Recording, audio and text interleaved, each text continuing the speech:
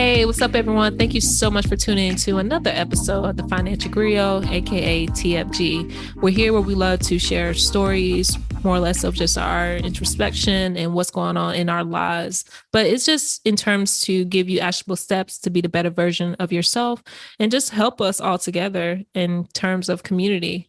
I am one of three of the co-hosts of TFG, Alanta Elson, and I'm here with my other co-host because Miss Lovely is not here today, but we do have Mr. LG. I was going to say your platform, but I'm not going to do that to myself again, Lawrence. So we're just going to keep it clear. How are you? Shame. I'm doing great. I'm doing amazing as always. And our other co-host is not here because she is making more money than we are. So she's become like the Beyonce. At some point, she's going to disappear. We still think she's part of the group, but in truth, she already has like her solo album dropping. I'm noticing we're switching. Remember, I was gone like for a minute, like I was in and out. And now that she's transitioning, doing her thing too. We have lives. We have to remind people that like we have like other active things going on. I'm just saying, lives. Hey, you're doing the denial. I'm just saying she's Beyonce. She's leaving us. When she started hanging out with Barack Obama, Viola Davis, and all that stuff, she just switched up. She hasn't been here. And you keep thinking that she's going to come back. She always going to come back. Lovely, love us. And she loved this, community that we're building. So it's awesome. Today is a special episode because we have an awesome guest, Mr. Rahkim Sabree. Okay, I said it right. Mr. Rahkim Sabree. I fired my boss, content creator. We met at FinCon shortly. We had a great discussion, and he was actually on the panel for the financial trauma, if I'm not mistaken. So you gave a lot of perspective on just trauma and how it actually affects us financially in our behavior patterns. So I'm super happy that you decided to join us today. We really appreciate it. But before we get started, let the people know, who are you? Yeah, thanks for the warm welcome. My name is Rahkim Sabree. I cover financial trauma and financial empowerment for people who look like me. That shows up in a variety of ways, right? I'm a writer, I'm a speaker, columnist, a financial coach. And so I use my platform and the platforms that other people will host me on to kind of talk about this message of financial empowerment being obstructed by financial trauma. That's kind of like, that's my lane that I'm leaning into. But, my background is in banking. I had a 10-year banking career before May of 21. And I grew up experiencing aspects of poverty. So it was kind of a culture shock going into the world of personal finance or finance as an industry and learning about all the things that I did not know growing up and how to implement that mindset shift that allowed for me to dream bigger and then as such achieve bigger. So I like to share that message with people. One, from a point of inspiration, right? To let you know that this is possible. But then two, from a position of experience and saying that, and I know we're going to kind of get into the weeds here, but we can't equate Black with poverty, right? And so what does that look like? That looks like normalizing success in whatever shape that takes, but particularly financially. And my part in contributing to this equation is to talk about what success looks like, not in spite of, but because of the different obstacles that exist as a Black man, as a millennial, in today's age. Yes, definitely. I read about your story when you were in banking, right? You mentioned that you were in banking for 10 years. Share that with us because that actually went viral a bit because you were featured on the Tamara Hall show as well about this story. Fire your boss. Can you share that with us? I guess it kind of pivot into your content now and your brand. So how did that come to be, firing your boss? Yeah.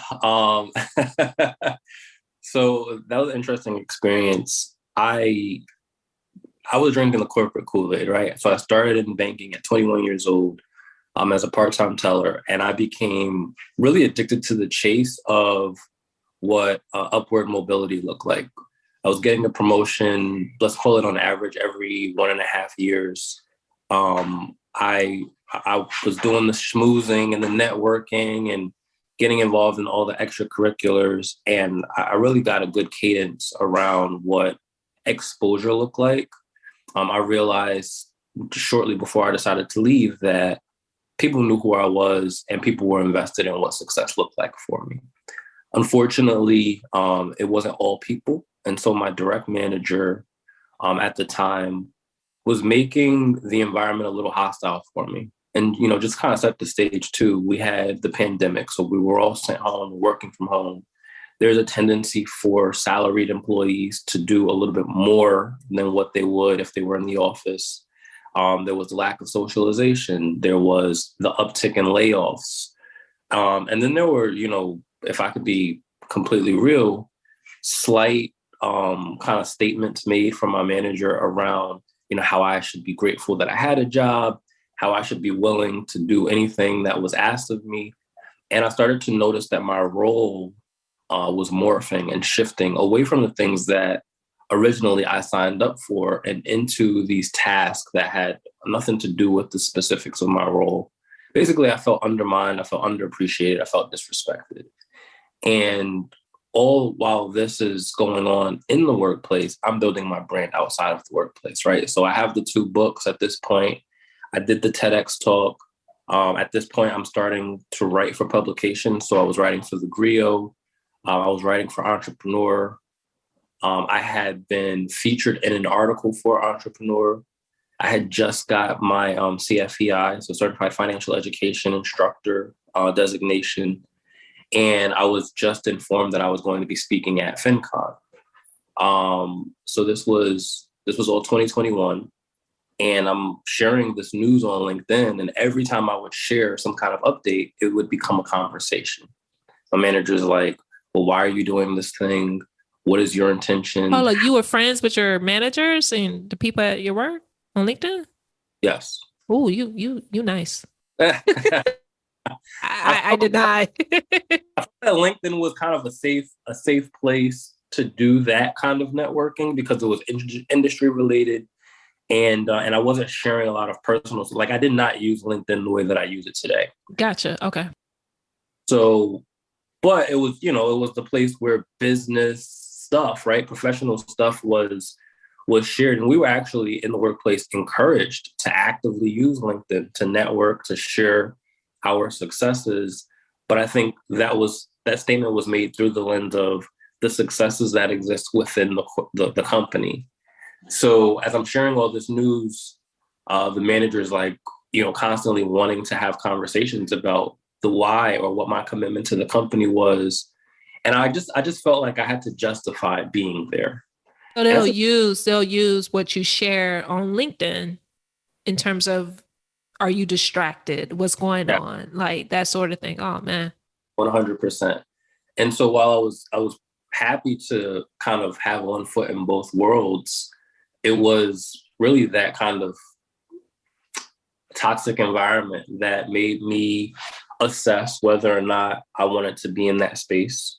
That made me assess whether or not I could, go at it alone and really get reconnected to the person that I felt like I was becoming. And I didn't like the person that I felt like I was becoming. Corporate America, I'm going to make a bold statement here, but, it's very easy to kind of get lost in the sauce, right? It's very easy for you to not be you. And I felt like I was, there were people calling my phone or sending me emails that I would be I would get angry when I would see their name pop up, and then I would pick up, and then, the code switching would happen. The voice would change. We're like, oh yeah, how's your weekend? How's your dog? And I'm like having these conversations that sound genuine from a place of a lack of what that authenticity looks like. And I was just like, oh, like, I don't like this. I don't like feeling like I have to be fake with people that I don't like or that I don't enjoy talking to. I don't like pretending to enjoy this work. I don't like any of this. So I decided to leave. It was not an easy decision. It's probably the scariest and hardest decision that I've made ever, because it just broke all the rules, right? I left without notice. So I sent my resignation through email on a Friday, effective immediately. And I'm like, yeah, I'm done. And I wanted to make that point that I was a high performing employee. I had just got a bonus. I had just got a raise. I had just got great marks on my review. And I'm leaving in this abrupt way. Somebody needs to look into the why. And that was kind of like my way of giving it back to corporate America. And then I tweeted it. And I didn't expect anything to happen with the tweet, but it went viral, 2.2 million impressions. And people were just congratulating me, like, congratulations, congratulations, congratulations. How can we support you? There were people who were like, I wish that I can do that. There were people who were like, I did that. Like, you got this. And it just spiraled into more viral activity. So the article for Business Insider was published. That went viral. There was an article published for Business Insider, Entrepreneur, and The Griot, all about this experience through the different lenses. And then Bigger Pockets Money reached out to me and they're like, hey, do you want to come on the podcast and talk about it? And I'm like, sure. And then a producer for Tamron Hall's show reached out to me and was like, hey, we want you on this segment. Are you down? And I'm like, is this real? Like, somebody's scamming me here. But it just became like this massive movement, and it was during the Great Resignation. So the timing was, really spectacular. And it just gave me it gave me a self-esteem boost if I needed one, to say like, okay, Rahkim, you made the right decision, right? This is bigger than you and what your negative experience with corporate America is. This is the experience that so many people are having, but don't feel prepared, comfortable, or whatever to make that decision. And so how then do you on Front Street, right, kind of navigating and what's the word that I want to use? Cultivating this movement around like self-worth and mental health and, protecting your values and authenticity and integrity. How then do you influence the people that are watching? And it's a pressure that it has its good days and its bad days, right? Sometimes I feel like, okay, I don't want to let people down by just retreating back into that lifestyle, or doing the wrong thing, or even just giving the impression that entrepreneurship is sweet all the time, right? Because it's not. But also, like, how do I continue to be me without allowing the external influences or expectations of people to dictate what my movements look like? So it's been an interesting journey. I think at this point I'm at a year and a half out, and just amazing experiences, opportunities, connections since then. I'm gonna jump in here and ask. I do listen to a couple of your content all over the place, and one of the things that you started recently to do, or maybe it's not something necessarily you started, but this idea of conversation about finances on Twitter, in the Twitter Spaces. So one of the you mentioned recently that you had a run in with that pivotal moment where you have to decide: do you retreat? Do you go back in to corporate America? Can you why? What makes you think that you needed to go back in, and why did you ultimately decide not to? Yeah, I can't pretend that that's a moment in time interaction either, because it's a constant thought. And the thought comes from a place of familiarity and security, right? Or the illusion of security. So, for 10 years of my life, and really all of my adult life, I was working and I was making good money and I was getting a biweekly paycheck. So entrepreneurship takes away that illusion of security and says, okay, well, your paycheck can be biweekly, or it can be monthly, or it can be quarterly, depending on the type of work that you do and where that money is coming from. Are you okay with that? And then, further, the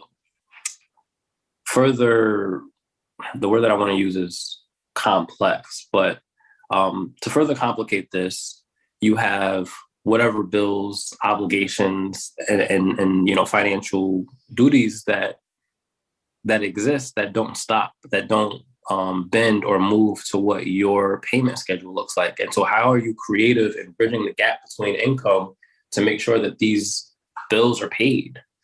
It's a tough place to be in. So I'm single, no kids. So I think that that's a factor in allowing for me to have the longevity that I've had over the last year and a half. But it's also something that I've noticed with people who have left their jobs during this period of the Great Resignation, that a lot of people, that wasn't the case for them, right? They had spouses or some kind of partner to support them financially and make up for what those gaps in income look like. So, to your question, it's a constant thought because it's the thing that I know that will make sure that bills are paid. The reason why I haven't done it is, I think, twofold. One, there's still trauma that I'm navigating from coming out of that corporate space. So there was a radicalization that took place where I'm like, man, F corporate, right? Like, I don't want to go back to working for somebody else. And there's this identity of who Rahkim was during that period of time that I just don't want to go back to, right? So when I think about filling out a job application or going on a job interview, like, it gives me anxiety, like legit anxiety, like full-blown panic attack, because I'm like, I have to revive that person that I don't want to be anymore, right? The person that code switches, or the person that deals with the microaggressions, or the person that is the non-threatening Black guy. And, if you've noticed in my content as well recently, I've been leaning into this Black identity, right? That says, as a Black man, this is what I need. This is what I demand. This is the space that I want to take up. These are the things that I want to talk about. And I don't really back down. I don't back down on those conversations. And so because so much of my corporate experience was, for lack of better phrasing, tame, right? I was the tame Black guy. I don't know that I could go back into that space and be the person that I want to be today. Or if reflex will kick in and I'll start doing, that weird corporate voice and, showing up the way that they would want me to show up, or at least the way that I perceive that they would want me to show up. So I mean, that's the reluctance, that's the hesitance. And also because I believe in this, like, I believe in me. I want to make entrepreneurship work. And I've been tirelessly trying different models for what that can look like. Do you go the influencer content creator route? Do you go the coaching route? Do you go the speaking route, or the freelance writer route? Like, how do you make your money? Is it okay to make your money in a variety of different ways? How are you dedicating your time? How are you monetizing your efforts? And so it's been kind of a learning on the job experience for me. And unfortunately, during that period of time, there are periods where there's no income. And then there's periods where there's income, but it's enough for you to get by right now, but it's not enough to cover the things that you missed out on previously. And so you have to be strategic and agile in your decision-making while going out into the world talking about good financial decision-making. So it's definitely, it's an interesting place to be in. I don't regret it at all, like at all. But it's definitely not as easy as I think it appears for the people on the outside looking in. I'm very thankful that you are expressing that thought in your experience, because most times what we see on social media and the internet is people really push for others to be entrepreneurs and to own your own business and own your own time, and it's the freedom of doing what you love, right? I do want to backtrack because you said a lot there in regards to your story, but you almost like gleamed over on what you were doing while you was working your 9-to-5 in corporate America. You said you were doing, creative content creation, but in terms of just writing blogs, you were also doing speaking engagements in terms of financial literacy or financial trauma along those lines. So we do like to discuss on a podcast. It's not necessarily luck when it comes to these things. Most time it's preparation, and preparation kind of meet opportunity that creates luck for you, right? So with that, can you just kind of explain or just touch on your experience of why were you doubling down outside of work, doing what you really love in terms of the financial therapy or financial trauma that you publicize on your content? Is that something you kind of knew you want to do in the long run, or something like you would just really enjoy? Because I didn't know I enjoyed podcasts so much. Now I guess I'm a semi producer of TFG and the guests, but I do it so fast now in producing, getting the content out there, because while I'm like doing other things, I'm listening to our conversation. I'm like, yo, this is a really good conversation, or I love the guests that we have. So for me, is a second thought.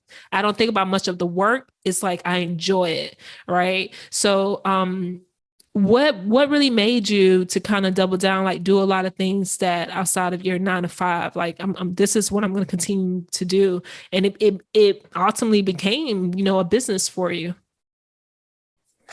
Yeah, I don't know that there's a really simplified way for me to answer that question, because it was the colliding of so many different influences and skill sets, right? So when I got into personal branding, is what we'll call it, it was completely outside of the world of finance, right? So I published my first book. It was called Mentorship, and had nothing to do with finance. And I didn't publish that book to become an influencer, right? I published that book because I was going through a really tough time, right? That was at the height of my experience with depression and my experience with anxiety, and I didn't know what was happening internally. And so a coworker of mine had shared, "Oh, Rahkim, you have a story to tell. You should write it." So just writing was the exercise to kind of like get me right. And as I was going through the manuscript, I said, "Man, this is something that somebody else can learn from." So so I published the book then with the intentions of sharing my experiences. And then I said, okay, well, I have this piece of credibility now, right? That I can go into these spaces. Let me start speaking. But I realized as I was kind of entering the world of speaking and authoring that people were looking for financial content, because that was my day job, right? So I would have those conversations very casually, like, "Oh, well, how much do you have, on your credit card, and how much are you using?" Like just the basic stuff that I had learned. And when it came time for book 2, I realized through hiring a coach that I needed to write about personal finance, because that was a thing that I could talk about all day. And once that happened, it took off. Like you said, there's no luck. It's preparation. It's keeping my head down. It's doing this grind for, almost 10 years now. 1 second. My dog is just moving around. No, it's all good. I do understand is that when it comes to preparation in a lot of things that you do, because in your terms, in your case, it sounds as though like your 9 to 5, your experience, the 10 years, and Maxwell Gladwell always talk about the 10 years, right? The 10,000 hours, but your personal experience is what you included with your 9 to 5 as well, because your expertise or your subject matter was finance, but dealing with personal trauma, dealing with anxiety or some form of level of depression, that's something you can really deeply speak about. Yes. So you collided those things together, and it became, what it is now. And I think something to be said is, we go to work, we do our 9 to 5, clock in, clock out, and we try to perform on the best of our abilities to get X amount of, raises from our performance evaluation, but we don't put as much time in ourselves. And not necessarily just like, health or anything like that, but something that you really enjoy, like a hobby, something that you're really good at, where you can learn to master it. And I think in your case, not only did you master your 9 to 5, but you master getting your story out and learning more about yourself, because learning more about yourself, it kind of translates to others to know and identify what's going on with them as well. So that's something really cool. I don't think more people think about that. Like, what do you actually do aside from your 9 to 5? Like what can you actually do with the time that you have, not spending so much time on social media or browsing, whatever. Like it's something about life where we master who we are. For sure. Oh, I'm out here just writing and typing. Don't worry about me. I'm taking notes. I'm looking at the mentorship playbook in the background. And I know there's another book. I definitely want you to kind of say what it is and what it's about as well. So just for the listeners to kind of get a better perspective of the secondary book that you have. Yeah. Book 2 is Financially Irresponsible. That's definitely my most popular book. Financially Irresponsible was born out of this concept of, it wasn't financial initially. Originally, the idea was 30 things that you should accomplish before you turn 30. So when I was writing Financially Irresponsible, I was 29 years old. I was a homeowner. I had above 800 credit score. I was invested heavily in the stock market. And so as I'm talking about going through, the brainstorm, if you will, of these things, I noticed that most of these accomplishments were financial in nature. And so then that's where the pivot occurred, where it's like, okay, well, we're not going to talk abstract. We're going to talk very specific. And then Financially Irresponsible, when the coach that I had hired to write this book had asked me, like, what do you want this book to do for you? I said, I want to be on TV. That was my answer. I said, I want to be on TV. I want this book to do for other people what Rich Dad, Poor Dad did for me. And so I aim to do that. I incorporated aspects of your spiritual and mental relationships with money in the beginning of the book. I talked about the strategies that a lot of the personal finance favorites talk about, right? Dave Ramsey's debt snowball, Robert Kiyosaki's cash flow quadrant. Talked about Grant Cardone and, his emphasis on leverage, right? Just to kind of provide a multifaceted worldview for people who are looking at personal finance, for Black people specifically, who are looking at personal finance, who don't see themselves reflected in the mainstream around these stories with financial literacy and, how to build wealth. At the end of the book, I include this very limited glossary of terms that, for somebody who's never heard of the phrase financial literacy, they can look at and understand the difference between a debit card and an ATM card, or, what is a CD, what is an IRA? And so going into just all of the experiences that I've had with money up until that point, including the negative ones, right? Walking into a car dealership and being racially profiled on the way that I was dressed, even though I had cash and a pre-approval letter in my pocket, right? So why did I walk away from that interaction? What did that look like? The process of purchasing the home. Why did I buy my house? What kind of house did I buy? So it's really just kind of like an introductory crash course into financial literacy, but with the added kind of flavor of my experience as a millennial Black man. And to say these are the obstacles that exist, but this is how you navigate around those obstacles, or at least this is how I navigated around those obstacles. That's so specific in terms of the why. We do talk about our why, and I'm just recalling a conversation maybe in the past I had with Lovely or LG. I'm not sure at this point. We talk a lot, but we talk about branding, we talk about stories, but more personally, we try to get people to understand what is your purpose. What do you want to leave on this earth? If you could leave one thing, what would it be and why? A lot of people want to, create legacy, and all this good stuff. That's the term for the next 10 years, legacy, but we don't have our why. And I think when you were talking about you want your book to be something similar to what Rich Dad, Poor Dad done for people and the experience that you had yourself.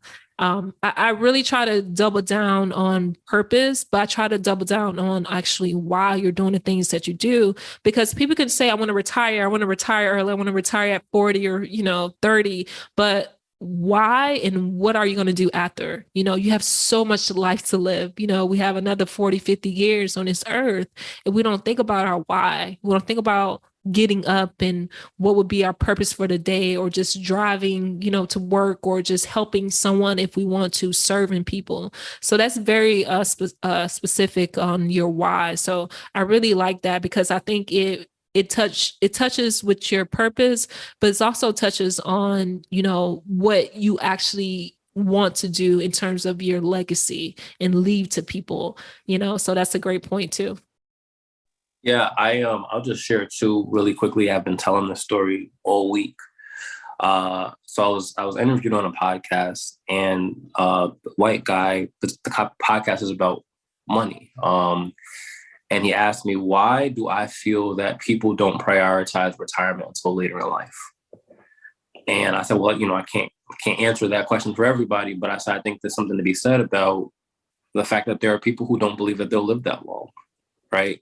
And so I tell a story that my dad, from the time I was a teenager until about the time I turned 30, would do this exercise every birthday with me, where he would just kind of look at where he was when he was the age that I was and where I am. And my dad was a young parent. He was 17 years old when I was born. So, there's a lot of life in between 17 and 30 where, he would be able to kind of reflect, okay, I was doing this, Rahkim's doing this. Or I was doing this, Rahkim's doing that. And he would share with me very intimately, and we had a conversation about this last night, actually, how there was a period of time in his life he didn't believe that he would make it to 30. And that because he knows that I have so much confidence living my life very fully, that it's in a way breaking a generational curse. And, I appreciate that conversation as I get older and deeper into my 30s, because I also think about what you said, right? What does legacy look like? And do I have the confidence? And I would, ask you both too. Do you have the confidence that if you were just suddenly expired, right, today or tomorrow, that what you've done this far would be satisfactory to you? And when I ask that question to myself, the answer is yes. Like, I'm very happy with what I've created and left into this world. I've been a good person. I've made that, the forefront of everything that I do, right? Trying to be a good person. And so if I was to expire suddenly tomorrow, I would be happy with what I left behind. Certainly there's more work that could be done, but I would be happy with what I left behind. And that gives me so much peace as I move through this space and as I, do more things, because it's just like, okay, well, the only way left is up, right? Like there's no way down, because I've already created, I've already impacted, I've already influenced. I like what you said there, because I think that's probably the most important thing that, for me as well. Like, if I should expire at any given moment, yes, there's more to be done. Yes, there's goodbyes that I wouldn't have gotten a chance to say directly to different people, but yet I've done what I set out to do as far as help other people in any given asset, in every given facet. If you've done that level of work, then you feel unfulfilled, or you're not unfulfilled, but truly fulfilled in the instance that you've done everything. There's nothing else to give. And anything beyond that, to me, and on the spiritual level, is just say, if God wants me to do this extra stuff, I'll do extra stuff. But I've already done the other things that I wanted to do. I even posted that even recently too, because a lot of people don't know. They're always trying to sell me something on social media, or scammers like, hey, you want Forex, you want to live this other life. I'm like, I don't care for money like that. A vast amount of wealth is probably lost on me. $2 or $3 million living in overlooking other people and in, I guess, being an influencer, that's lost on me. That's not me. That's not who I am. I grew up super poor. I grew up in Haiti. I've watched other people live their lives and be truly happy without any ounce of truly the amount of money that we have today. Some people probably at the max bring in per week, they probably spend $100 on the entirety of their week, or even the entirety of their month, but yet they still carry the massive smile on their face. Why? Because they live a truly fulfilling life. They wake up in the morning, they say hi to their friends, they interact with their loved ones. I know some guys, like, they just love to go back into the what they call it, the garden, but the farm, and they just like that. They literally like the time that they spend with green objects, literally plants all the time. They love it to reap that reward, and then to bring it back. Says, hey, like my father-in-law, he was like, oh man, I got some mangoes, in Haiti right now. I'm like, but for him, you could tell that builds him up so much. It's amazing. And something that you said, Rahkim, like, it's true that a lot of, especially young Black men, we were told, especially in the 80s, that you were not lived beyond like 18, 20, 21. we'd hear it from people randomly on the street. They'll stop us like, hey, young man. And all the guys like looking up like, hey, you better do what you need to do because you ain't going to make it to like 22 or something. Like, what the heck? Where'd that come from? I don't even know who the guy is. He's like a random guy passes by. Like it's some kind of like storyteller tells you how much time you got left. Or even the principals at different schools, especially in Miami-Dade, would go on the first day and says, hey, look left, look right. Some of you won't make it. Some of you might be dead. Like, what kind of weird stuff you tell the kids? And therefore, to your point, how can you imagine a world where you're 30, where you're 40, where you're 50, where you're retired, where you build a home, where you're a father, where you're a mom, where you are anything, if everybody around you in your environment tells you that you ain't going to make it or you're not enough? So I think that's key. And I'd want that level of fulfillment for people so they could actually move beyond just thinking about them, not making it. Versus to say that, you know what, I made it today, I made it next week, I made it whatever, but I'm doing the things that I love to do. So in the end of the day, it goes beyond just, I'm just going to expire in that I wish I've done. I don't know if that makes sense, but I just went really deep emotionally. No, it's a good question because I don't think people think about it enough in terms of what are you doing with the time that you actually have? Sometimes we spend too much time in the future, not really focusing on the present and not taking in terms of just gratitude on the small things we do have. Early on in, our last episode, we spoke about, womanhood and having, a certain identity or how you look. Sometimes I feel as though as a woman, you want to place yourself, or I guess, just in camera standstill forever. Like this is the look you're going to have forever. And you don't want to grow. You don't want to develop into something more. Not thinking what that actually looks in 10 or 20 years. And I think sometimes too, when we try to chase so much in the future, we're not really taking in gratitude what we have now.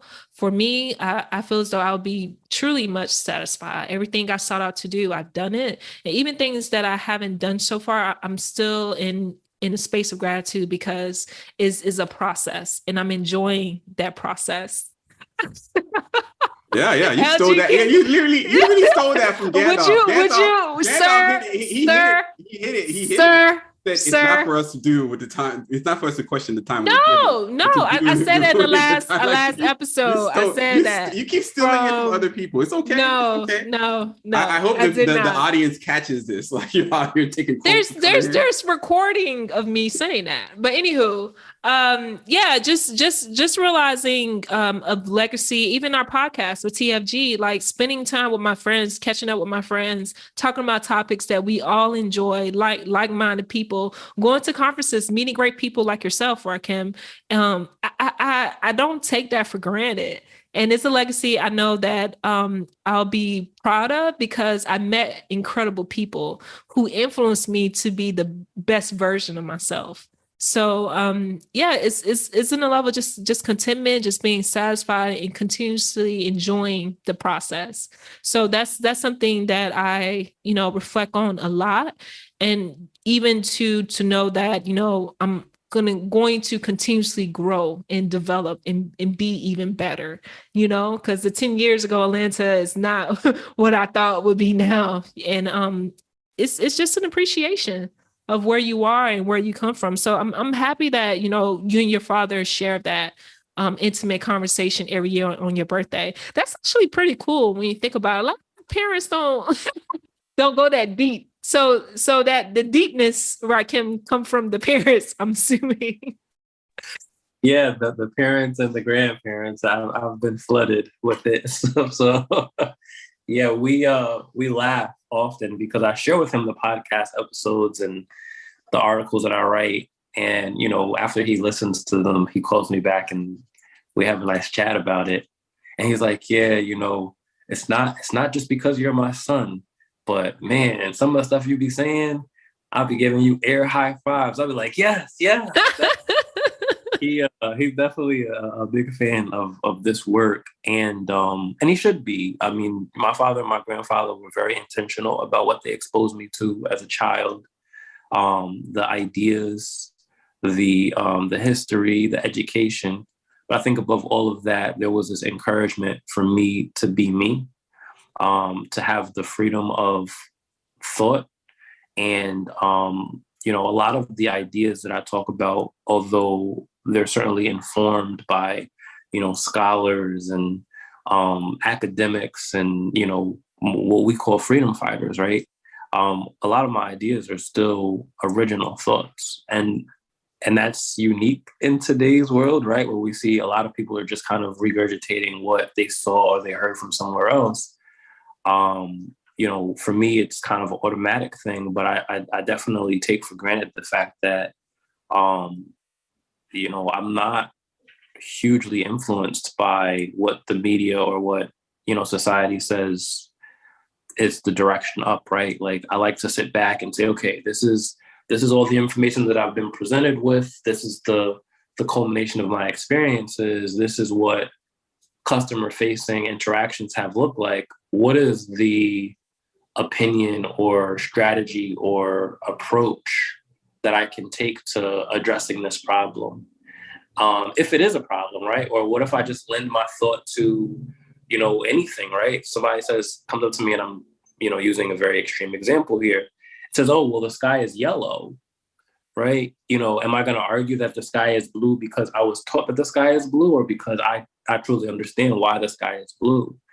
And so I think if I can encourage anybody listening to do anything, I would say definitely, try to explore a world where you are courageous enough to have an independent thought, and then, more courageous to stand on that independent thought in, a wave of people who just want to hold on to the status quo.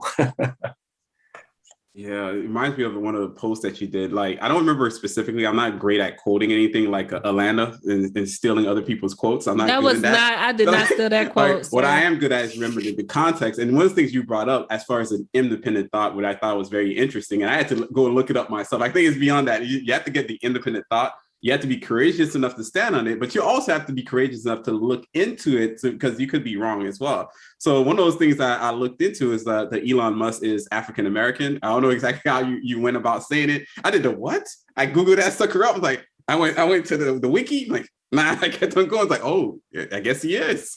And people were mad at that post. And like, but it's true by the pure definition. He is African-American. And me, I welcome him with open arms. Anytime you listen to Iman, you could come out to the cookout with me. It's cool. Yeah, That's funny. People, I get in trouble a lot on Twitter for some of these takes. But that one, definitely, people were very upset with me. And then I saw it. But it was so good though. So it made so, like, if somebody gonna look it up by the definition of what it is true. And I saw a couple of other people go viral for making similar statements, and I'm like, oh, that's funny, because sometimes these things will go more viral depending on who says it than the fact that it was said. But yeah, I made that statement. I made some others that piss people off, but to your point, it gets people to feel uncomfortable, and either they're going to take action like you did and they're going to look it up, or they're just going to double down on what makes them feel comfortable and say, oh, this guy's an idiot. And I can't tell you the number of times now since being verified on Twitter that I've been referred to as a blue check. It's like, oh, this blue check is out here talking, and I'm just like, damn, like, I don't even get to be called by my name. Blue check, that's a new one. I never heard that one. Yeah, I heard the idea, but the people are calling you, hey, blue check, you shut up over there. Like, LG would accept it. Yes, some blue check. Oh, yeah, you would take it. I'm better than you. Like, that's no funny. No check. How about that? Low vibration for no reason. Rahkim, you did mention that you do coaching as well, because I know you mentioned about 2 of your books that you have published, but you also mentioned about coaching in terms of one-on-one client base. What are some things that you try to help people in your one-on-ones, if at all? Yeah. Yeah, I appreciate you asking this question, because it took until about the week I met you at FinCon, right, to really gain the vocabulary for what my offering was. So I was branding as a financial coach. And when people hear that, they most frequently associate that with like budgeting and saving and building credit and investing and those kind of things. And, I can talk about those things, but I like to focus on the mindset. So my coaching practice is mostly centered around addressing your relationship with money from a psychological perspective. Some will go as far as to call it financial therapy, and there's controversy there. But it's really addressing the traumas that you might have financially that are preventing you from doing the things that you should be doing, or that that you should be doing, or that you would want to do. And what I find in a lot of the people who reach out to me looking for services is that their mindset is already primed for the get rich quick, right? They're looking for me to give them the stock pick or tell them what they should do with, this money, instead of helping them to look at things from a different perspective. And so it's kind of a turnoff up until, very recently, where I've been rethinking how I'm going to position the coaching. It's been kind of a turnoff, both on the part of me as the coach and on the part of, whoever the lead was, because they're coming in with a certain expectation. And then I'm bursting that bubble and telling them, okay, this is what you really need. And they're like, well, do I really need that? Because, financial psychology, but really specifically financial trauma, is not really a sexy field, right? You're holding up a mirror essentially to that person and saying, hey, look, these are your behaviors. These are your habits. This is your thought pattern. This is your relationship with money. How do we unearth some of those traumas? And trauma is a spectrum. There's people that have, the trauma of misinformation and how that's manifested in their life. And then there's people who have like the trauma of lived experience. They are a single parent. They are experiencing an eviction. They are experiencing a job layoff. And so, how do I ask for help to get out of this situation? But more importantly, how do I even afford to get out of the situation, right, where I'm already struggling? So the week of FinCon, I actually interacted with a financial psychologist and then other people who were in the financial trauma space. And I'm like, oh, these are the words that I can use to articulate what it is that I'm offering. And so I think in providing that clarity, and, I've been very intentional of late in really leaning into just financial trauma. People can associate me with that term and then say, okay, this is what Rahkim is offering. Am I prepared to receive it? Or do I need to do, whatever needs to be done before I can approach him?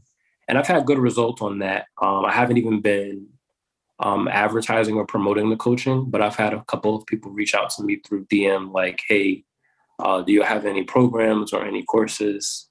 And so I'm just like, all right, cool. Like, people are getting it, and I'm here to give it. I like the fact that you are helping them identify some of the trauma that they have not even noticed, that, that's, lack of that social awareness a bit. But it's more like you're giving them to do the legwork of it. You just allowing them to have the tools in order to do so. So it is, in terms of like the segue of, financial therapy a bit, giving people the tools to identify and to help them develop as well. Because like you said, when you think about it, finance is not really that sexy, and we do live in an age where people just want the answers. They want it quick. They want money quick. They want gratification quick, and they want information as quickly as possible. So when you are speaking to some of your clients, you have to, I guess, allow them to open up that space to understand why they're doing the things that they do. Because a lot of things that we talk about on the podcast, and Lovely made a great point a while ago about, you could be the great person, but if you're in a wrong environment, how can you grow? How can you cultivate that environment to help you grow? Right. And I think a lot of times it starts with mindset, but it starts with the issues that's going on with you internally. So I think that's really cool that you help clients navigate through that.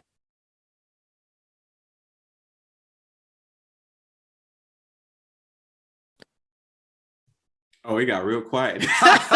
Like, everybody let that land. Let it land somewhere. Let it land. To the point of, I guess we're talking about helping specifically clients, and I've actually had some experience with that. I actually don't like it. I'll be honest with you. It takes a lot of emotional resources to really connect with somebody on the financial level. Then it looks like it. Like, it just seems like, oh, you just want financial information. No, if you really want to help somebody, you got to literally almost like walk in their shoes, walk in their mindset, and give them information, to your point, based off of where they are as individuals, not necessarily based off where you are or based off what you want them to be, just like, where are you right now? And I find that very emotionally draining. And, that one-on-ones. People dump on you. Oh yeah, well, it's fine. I don't mind that. It's a lot. It's a lot. Much more, I just know that it's very draining. It's harder than it looks. So I commend you for putting in the effort. To me, it's getting a little harder than it is. Like, I'm like, I'd rather work on government contracts or something, make some real good money, and walk away, because that one-on-one is tough. I'll just say, I'm tired of y'all. That's what he said. I'm just tired. I'm tired of y'all. It's funny. I was talking to a friend recently about like the ways that I make money and the ways that I prefer to make money, right? And coaching is actually at the top of my list. So, I just want to throw this out there too. I'm definitely an introvert. And so I can respect and understand where you're coming from that perspective of the emotional drainage. But what drains me more than the one-on-one or even a group, right, setting is going into a space like a conference and interacting with those energies as a speaker. So, I'll share with you guys in order from my favorite way to make money to my least favorite way to make money. Coaching is at the top of the list. Like, if I could do that all day, every day, and just have like a good living off of that, then that would make me happy. The next would be speaking. So like I said, it's an energy drain. In the last 2 months, I've been on 4 planes there and back to 2 different conferences. And then next month I'm going to another conference. So that will be 6 planes there and back. And I was just like, okay, this is like what that celebrity life looks like, jumping on a plane every month, going in a hotel, but it is very draining, very tiring. But I enjoy being able to impact people in person. And then underneath that would be writing. So I'm a good writer, but I don't like being told to write. So I've done the freelancing thing, and it's like, in the beginning, it's like, all right, cool. Like, yeah, I could use a skill set and I can get paid. But then it's just like, people have their vision for how they want your words to come out for their audiences, and the back and forth with the editing, where if I could just write and send it out and not have to worry about somebody's approval, that's one thing. But to do that as work, that is more demanding of me from a brain power perspective than the coaching or the speaking is. I wonder what's the psychological level to that, because I can do something because I like to do it, but when someone tell me do it, I have a deadline, like, you feeling it. Mm-hmm. I don't want to do it. And that's true of me writing, and that's true of me reading. Like, I love reading. I love books. But when I was in school, I never read cover to cover a book that I was assigned, ever. Like, they would ask me to do book reports, and because I was a good writer, I was good at capturing key moments in the text and then expounding on that. So you was one of those students. But I never read a book that I was told to read from cover to cover. So yeah, it's that dynamic with writing and reading. I guess it's really that dynamic for anything, right? If you're told to do it versus you choosing to do that. Yeah, I was definitely one of those kids too. I didn't really read, like, to this day. I don't think I've really been a key reader. I'm good at, I guess, skimming over the biggest plot points and what I find to be more valuable.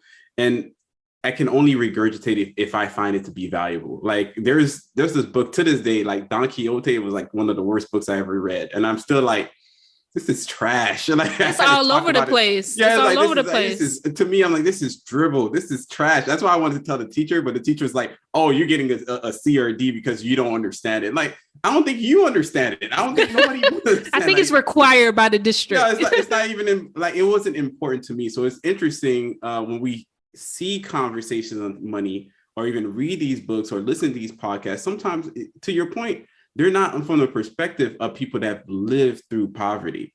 And that's massive, because how can you connect with people on a one-on-one level at a speaker engagement, at a conference, if everybody is in such disparate spaces, right? Coming from different locations, different ideology, different like backgrounds. When you read some of these articles that post up, the fluff articles, it says, hey, I made it to millionaire status by 35 on my own. And then in the deep print, it says, well, my grandmother gave me her house. I'm like, bro, like this is not like, this doesn't help me at all. Like, grandma gave you your house, or I came in on a low 6-figure inheritance. I'm like, inheritance? When my grandma passed away, she gave me a note, and at least I was fine with it. But I'm like, you had like 6 figures. Like, even if it's the low 6 figures, it's a lot more money. So how do you navigate that as a financial influencer in this space, or this money nerd? How do you see this information being, I guess, disseminated amongst the masses? And do you kind of feel a certain way about some of these plot points, these heavy-handed, hey, if you're an entrepreneur, you're going to be all right. If you're an investor, you're going to be all right. If you're going to day trade, you're going to be all right. How do you feel about that? Yeah, I think the time and the space that we're in can be very dangerous as a consumer, right? For all of these people, I'm trying to think of the best way to answer your question. Because you have people who are very experience-based, and I don't want to undermine the work that they've done, right? If there's somebody who has paid off $30,000 worth of debt and now they're debt-free, like, that's something to celebrate. But to your point, what are the variables that made that possible, right? What kind of job or income did they have? Did they have a spouse who was on board? What were their financial obligations? Do they have children? Do they not have children? Are they renting? Are they owning? Like, there's so many different variables. And I think people will look at the result, and then they will crave that result without taking into account that their unique set of circumstances is very different than the person who's talking about it. Then you further sophisticate that dynamic by including, like you said, whether or not this is a Black person or a white person talking about their financial success, and, you know, what else is happening in the background. So, you know, I have a lot of thoughts on it, and I have some negative feelings about just financial literacy in the space as a whole, because I don't think that financial literacy is the solve that everybody says it is. Financial literacy is beginning to get to the solve.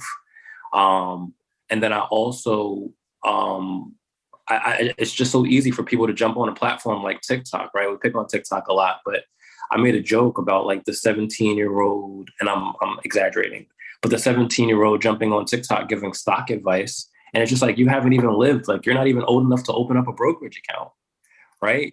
Or maybe you're 18 and you just opened up a brokerage account. And so it's definitely a weird time. And that's why I'm happy that I've discovered the niche of financial trauma separate from financial literacy, because at least I'm not in the noise of what everybody is talking about. I'm just coming back from a conference this month for the Financial Therapy Association, which was an academic conference, after coming back from FinCon, which was very much a digital marketing influencer-ish, right, conference. And to just kind of notice the difference in the audiences of people at these conferences, this was a very sophisticated event. And so in being a speaker and delivering my perspectives to, you know, PhDs and CFPs and, you know, people who are highly credentialed and highly educated who do this work for a living, was very different than me defending my perspective in a room full of influencers. And, you know, I'm super proud to say that the outcome was very consistent between the two venues as a speaker. But I just know that there's a level where you just have to bring it more than, okay, I'm going to regurgitate what I read in the book, Rich Dad, Poor Dad, right? Or I'm going to regurgitate what I read in Dave Ramsey's, you know, Baby Steps. And so again, to that idea of original thought, at least in the financial education space. And my big mission of late has been blowing up the financial literacy space with this concept of cultural competence. Like to your point, that says, okay, you're talking to maybe somebody who hasn't experienced with poverty. How do you overcome the limiting mindsets and beliefs that they have? Or talking about it through the lens of being a Black man, right? How do we have conversations about financial literacy as a Black financial educator without acknowledging the structural and systemic barriers to what financial success has looked like for us in this country, present day and historically? And so I see a lot of Black financial educators, and I'm not coming at anybody by any means, but I see a lot of Black financial educators educating through the lens of the white experience. And I'm like, well, who are you doing a service for, right? Are you perpetuating this idea of white supremacy through the pull yourself up by your bootstraps narrative because you got a lucky break? Or are you acknowledging that more of us than not have experiences that that make not this impossible, but that make this more difficult than what you're getting on stage or you're going on your platform and articulating? And it's not for me to pull anybody's coat or say, hey, that's not fair. I think, I believe in abundance. I believe that there's space for all of us, that everybody can eat. But that just gives me the encouragement to be louder and be more intentional about sharing my message to say, hey, we need to give people permission to have their experience, give them the vocabulary to articulate their experience and acknowledge them where they are instead of shaming them or creating an environment where they have guilt for something that is not their own fault.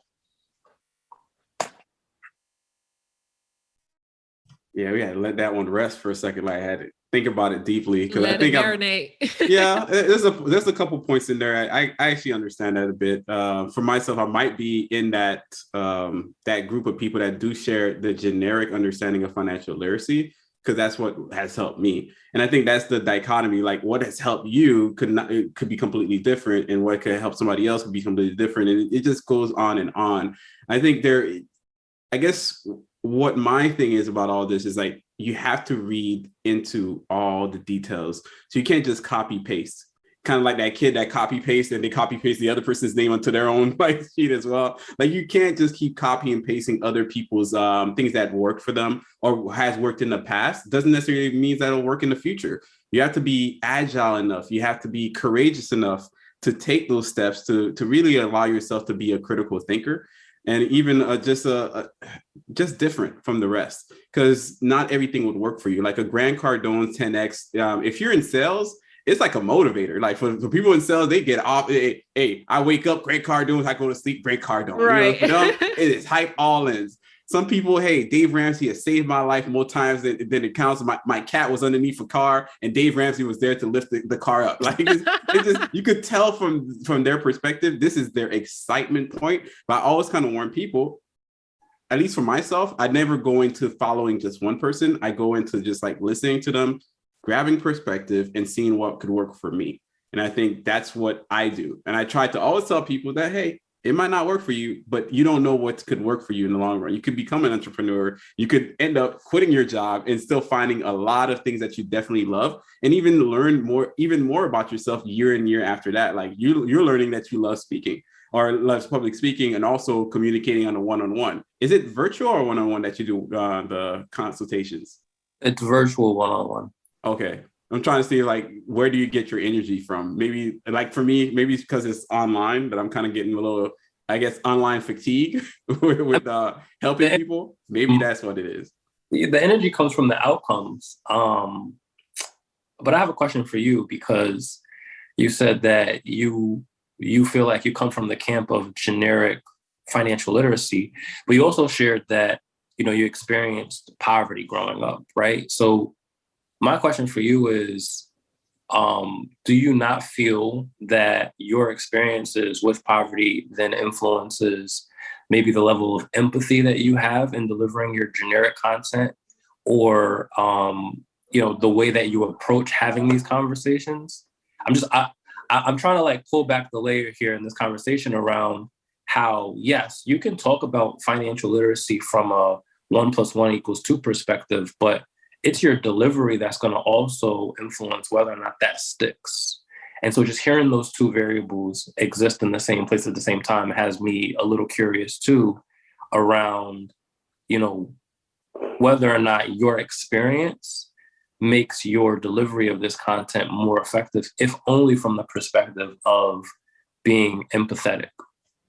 Yeah, I think that's interesting. And I've also wrestled with it for years because other people would tell me, I guess how they receive their information or how they feel about what I said and so on and so forth. And I always had to remind people I grew up pretty much rough around the edges. The way I survived by just a lot of people, when they hear my story, they like, oh, this is probably why he is the way he is, because I grew up without, knowing my parents. My dad left my mom while she was pregnant with me. I was sent to Haiti when I was 11 months old. I lived in Haiti till 9 years old in a space where other people had parents around them. I had none. I had to almost create a hyper reality of like, maybe a dual camera mind in which I exist as a child, but also take care of myself as a parent. So for myself, I've never been in a position where almost like I sugarcoat my own reality. I tell myself what it is. I used to cry a lot until one day I woke up and said, you can't cry for the rest of your life. I think I was around like 5 or 6. I was in a corner crying and I had to talk myself out that corner. And when I talked myself out that corner, I realized something very powerful, that I can create my own reality. I could choose. I could be accountable to myself. I can't let my past dictate who I am. And I go on to have a lot more struggles, down the path for sure. But I also ended up going to the Marine Corps. And Marine Corps, yet again, in those moments of struggling and just self-doubt and just being in your own head, you have to create a way in which you survive.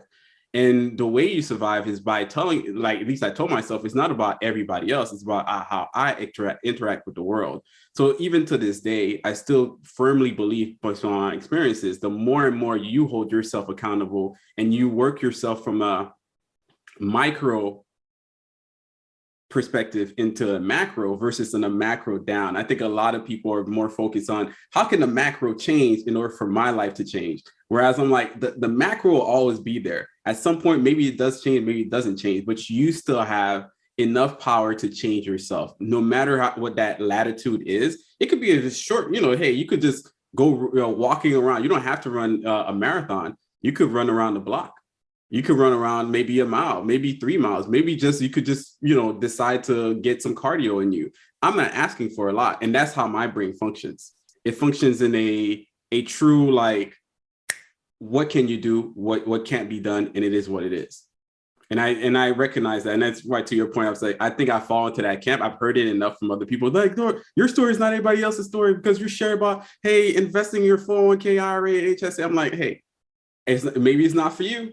But there's a lot of people that hasn't invested in their 401k, IRA, and HSAs. There's a lot of Black people that haven't made true strides in just matching. Even the matching contribution at $3,000 per year at 8% is worth around $800,000 over 40 years.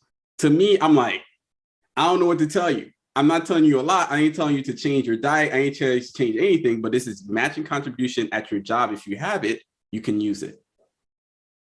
So, it's like, I see the question. I'm still wrestling with it. It's just something that I know for myself. No, I appreciate you sharing that. It's like a reverse interview out here, man, in these streets. Right. Get deep. No, but it's great. It makes a great discussion about different levels of introspection that you have with yourself. And like you were saying, finding the vocabulary to articulate how can you provide a service for people that makes sense to them as well. But it can be somewhat of identifying what works for you on a level, because sometimes we try to take on an entrepreneurship role, but not identify what we're actually good at in our skill sets too. So that's something to kind of ponder on. So aside from, you mentioned coaching, I know you have a book, you do speaking engagement as well. Before we wrap it up, can you just let the people know where can they find you? Yeah, so best place to find me is my website, rahkimsabree.com. From there, it really just kind of feeds into all of what I offer, right? So there's a Substack, a free weekly newsletter where I talk about overcoming financial trauma and concepts around that. There are courses. There's a way to book me as a speaker. There's a way to apply for coaching. That's the best place. And then, of course, it leads into all of my social media, which are all my name as well, Rahkim Sabree, no underscores, spaces, hyphens, periods. And that's you blue check now. So on Twitter, I'm verified on Twitter. I'm not verified on the other platforms. So that's weird. How can they not verify any of that's weird. Yeah. It's a fight. You have to show them, hey, I got a blue check over here. Give me a blue check over here. It's so odd with social media with that. It's been a struggle, but it is what it is. Okay, awesome. LG, any words? The only thing I could think of based off of this amazing interview with you, and I've heard you multiple times, and in some places I kind of hated on you. You're like, man, look at this guy living his dreams and all that stuff. I've been out there. Hey, I wanted to clear my soul and say that's what it is. And I'm gonna come out hypocrite years from now. But ultimately, I did enjoy this conversation, and it reminded me of the book.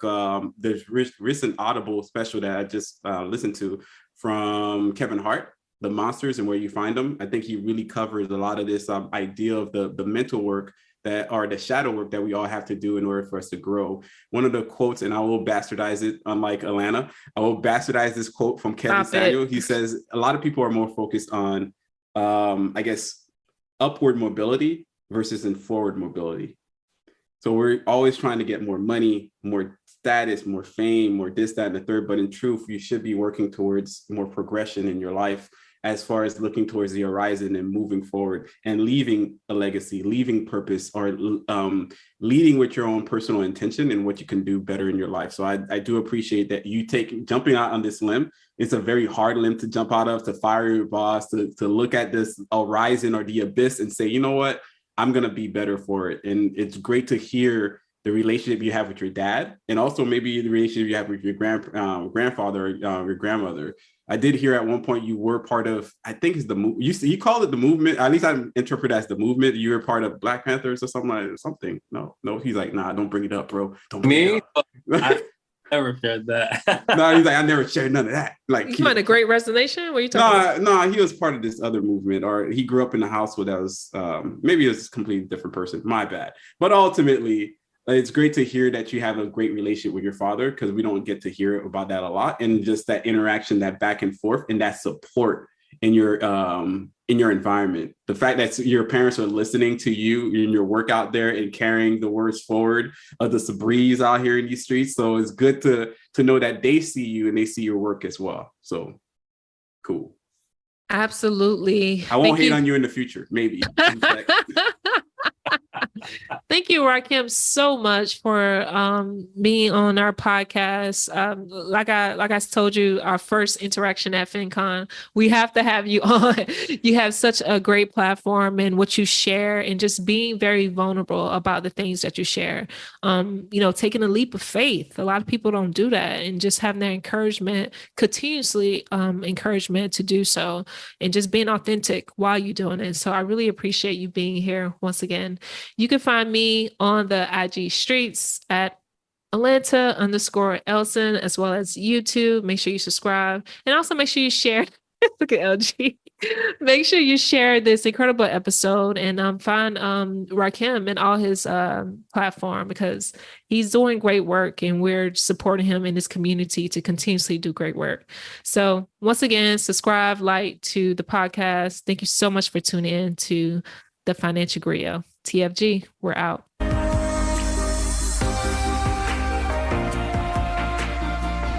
Thank you for listening to the Financial Griot Podcast, powered by the Wealth Builders Collective.